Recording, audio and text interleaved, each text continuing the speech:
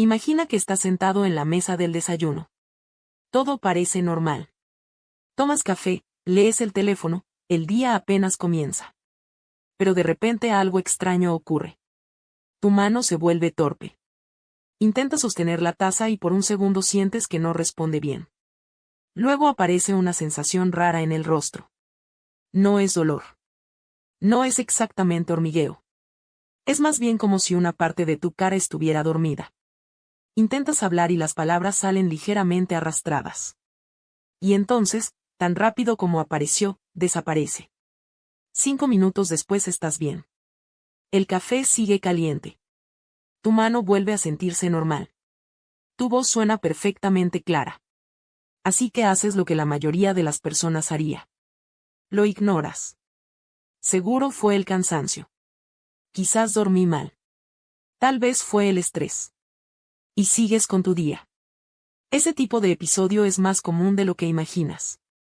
Y lo que hace tan peligrosa esta situación no es lo que ocurrió durante esos minutos, sino lo que la mayoría de las personas decide hacer después, nada. Porque cuando el síntoma desaparece, la sensación natural es pensar que el problema también desapareció. Que fue algo pasajero. Que si hubiera sido grave, estarías en el suelo. Pero lo que nadie nos enseñó, y lo que los neurólogos conocen muy bien, es que ese momento breve, esa pequeña interrupción que pareció no tener importancia, puede ser la advertencia más seria que el cerebro tiene para ofrecer. Y cuando se ignora, las consecuencias pueden ser devastadoras. Lo que acabamos de describir tiene un nombre médico: ataque isquémico transitorio. Muchas personas lo conocen como mini derrame cerebral. Y aunque ese nombre pueda sonar alarmante, en realidad hay algo que es aún más inquietante que el episodio en sí mismo. Cerca del 40% de las personas que experimentan estos síntomas temporales sufren un derrame cerebral mayor en poco tiempo si no reciben atención médica. No en años. En días. En algunos casos en horas. Es decir, ese episodio de 5 minutos que pareció no ser nada puede ser literalmente la última advertencia que el cerebro envía antes de un evento que cambia la vida de manera permanente. Para entender por qué ocurre esto, necesitamos comprender qué pasa exactamente dentro del cerebro durante esos minutos. El cerebro es el órgano más demandante del cuerpo humano en términos de energía. Aunque representa apenas el 2% del peso corporal, consume aproximadamente el 20% del oxígeno que circula en la sangre. Ese consumo es constante, sin descanso, durante las 24 horas del día. Y para que ese oxígeno llegue, el cerebro depende de una red extraordinariamente compleja de arterias, venas y capilares que deben funcionar con precisión. Cuando esa red se interrumpe, aunque sea brevemente, las células cerebrales comienzan a sufrir en cuestión de segundos. El cerebro apaga funciones para conservar energía. Y esos apagones temporales son exactamente los síntomas que describimos al principio: la mano que no responde, la palabra que no sale, la sensación extraña en el rostro. Cuando el flujo se restablece, las funciones vuelven. Pero la causa del bloqueo sigue ahí, intacta, esperando la próxima oportunidad. Lo más inquietante de los ataques isquémicos transitorios es que sus síntomas no siempre se sienten dramáticos. No hay un dolor intenso que obligue a buscar ayuda. No hay pérdida del conocimiento. No hay nada que desde afuera parezca una emergencia médica. A veces es simplemente una sensación extraña en un brazo que dura 30 segundos. Un momento breve de confusión que se resuelve solo. Una palabra que no salió bien en una sola frase. Un mareo repentino que desaparece al sentarse. Síntomas tan leves, tan breves y tan fáciles de justificar con el cansancio o el estrés del día a día que la enorme mayoría de las personas que los experimentan nunca llegan a un hospital. Y eso es exactamente el problema. Porque el riesgo de un derrame cerebral serio es especialmente alto durante las primeras 48 horas después de uno de estos episodios. Justo en el momento en que la persona está en casa, convencida de que no era nada. Los neurólogos reconocen con mucha precisión el patrón de señales que aparece durante estos episodios. La primera y más común es la debilidad repentina en un lado del cuerpo. Puede ser en el brazo, en la pierna o en la mitad del rostro. La persona intenta levantar un objeto y siente que su mano responde de manera extraña, como si no fuera completamente suya durante unos segundos. La segunda señal es la dificultad para hablar, que no siempre significa que la persona deja de hablar por completo. Muchas veces es algo mucho más sutil: las palabras salen arrastradas, la frase no se arma bien, o la persona sabe exactamente lo que quiere decir pero su cerebro tarda unos momentos en encontrar la palabra correcta. La tercera señal es confusión repentina, esa sensación de desorientación breve en la que alguien puede no entender lo que acaban de decirle, perder el hilo de una conversación o simplemente sentir que su mente se volvió lenta por unos instantes. La cuarta señal es la pérdida temporal de visión en un ojo, que muchas personas no asocian con el cerebro. Es como si alguien bajara una cortina frente al ojo durante unos segundos, la visión se vuelve borrosa o parcialmente bloqueada y luego regresa. Y la quinta señal es el mareo o la pérdida momentánea del equilibrio, esa sensación repentina de inestabilidad como si el suelo se moviera levemente, que puede durar apenas unos segundos y luego desaparecer sin dejar rastro. Cuando cualquiera de estas señales aparece de manera súbita y desaparece en menos de 24 horas, los médicos lo toman con una seriedad máxima.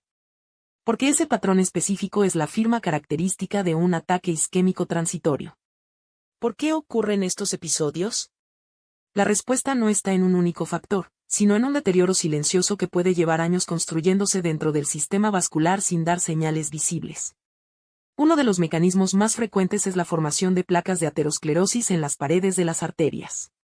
El colesterol, la inflamación crónica y otros procesos metabólicos generan depósitos que se acumulan lentamente en el interior de las arterias, estrechando el paso de la sangre.